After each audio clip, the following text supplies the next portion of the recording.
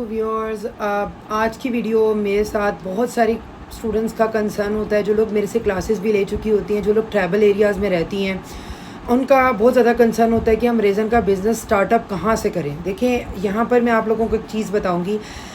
यहाँ पर आपको कुछ मेन पॉइंट्स समझने वाले होते हैं कि वेयर डू यू स्टार्ट। ठीक है, सबसे पहले तो सबसे जो मेन पॉइंट होता है कि what do you want to buy and where do you start. आपको कहाँ से स्टार्ट करना है और कहाँ से आपको परचेजिंग करनी है, क्या परचेज़ करना है।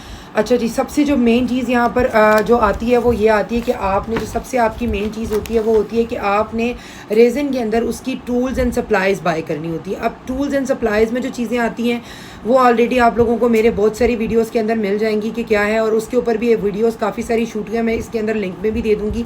सबसे पहले तो आपको टूल्स एंड सप्लाइज़ बाय करनी होती है, जिसमें आपके टूल्स जो हैं वो मेजरिंग स्केल आ जाता है, हीट एयर गन आ जाती है, इलेक्ट्रिक ड्रिल आ जाती है, फिर उसके बाद आपके पास जो है मेजरिंग स्केल लेवलर आ जाता है, और उसके अलावा कुछ की चेन की एक्सेसरीज़ हो जाती हैं। फिर उसके बाद सप्लाइज़ के अंदर जो चीज़ें आती हैं वो आपके मोल्ड्स आ जाते हैं, डाइंग करने के लिए रेज़न को कलर्स आ जाते हैं, रेज़न आ जाता है। ठीक है, तो ये राइट टूल और राइट इक्विपमेंट जो है सिलेक्ट करना बहुत ज़रूरी होता है। बिकॉज ऑफ दैट अगर आप ये राइट टूल और राइट इक्विपमेंट अगर आप सिलेक्ट नहीं करते हैं तो ये याद रखें कि यहाँ पर आपको प्रॉब्लम फेस करने को क्या मिलती है कि आप लोगों का बिज़नेस प्रॉपरली सेटअप नहीं हो पाता, और फिर आप लोग हिम्मत हार के बिज़नेस को जो है वो बिल्कुल बंद कर देते हैं। तो मैं एक चीज़ बता दूँ कि जो आपको आजकल 2000-3000 रुपये की डील्स मिलती हैं, एक चीज़ याद रखें कि अगर आपके पास राइट इक्विपमेंट नहीं है, सप्लाईज़ नहीं है उसकी, तो आपकी उन डीलों का कोई फ़ायदा नहीं कि जिसमें 4 ग्लिटर या 4 मीका पाउडर्स हैं। आप मुझे बताएं कि उनसे आप क्या कर सकेंगे जब आपके पास प्रॉपर इसके टूल्स नहीं होंगे, क्योंकि रेज़न किसी भी टूल्स के बगैर आप अगर काम करेंगे तो आपका रेज़न बबल कॉज करेगा। बबल रिमूविंग स्प्रे नहीं है, हीट एयर गन नहीं है या टॉर्च नहीं है, तो बबल कैसे रिमूव करेंगे।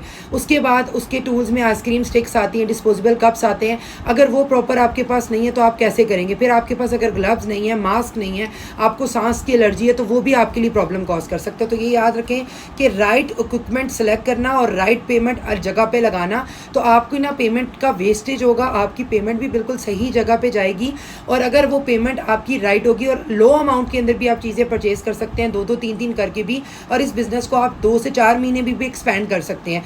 ये नहीं होता कि आप सारा सब कुछ इकट्ठा परचेज आउट करें, लेकिन एक चीज़ याद रखें कि जब जो चीज़ परचेज़ करें वो राइट वे पे परचेज़ करें, कि आपने जो काम स्टार्ट करना है वहीं से चीज़ें लेना, परचेज इसी को लेकर आप आगे चलें।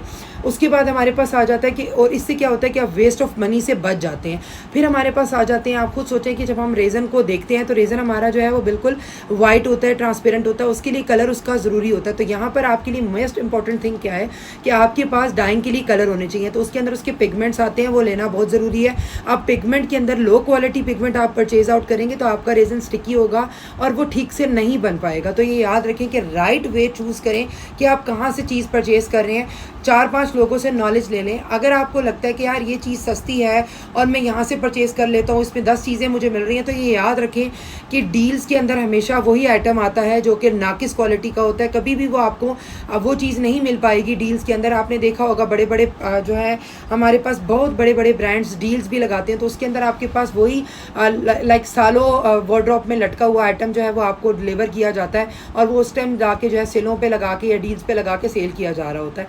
तो याद रखें कि आप इसके ऊपर आपके पे डिपेंड करता है कि अगर आप वन टाइम बिज़नेस सेटअप करना चाहते हैं तो उस वन टाइम बिज़नेस को सेटअप करने के लिए ज़रूरी यही है कि आप अपने आप को जो है राइट पाथ पे रखें। पहले टूल परचेज़ करें, फिर सप्लाईज परचेज़ करें, फिर कलर्स परचेज़ करें, और फिर उसके बाद अपने बिज़नेस का नाम और उसकी सारी पैकेजिंग मटेरियल को लेकर आएँ। तो होप सो आपके लिए वीडियो इन्फॉर्मेटिव होने वाली है।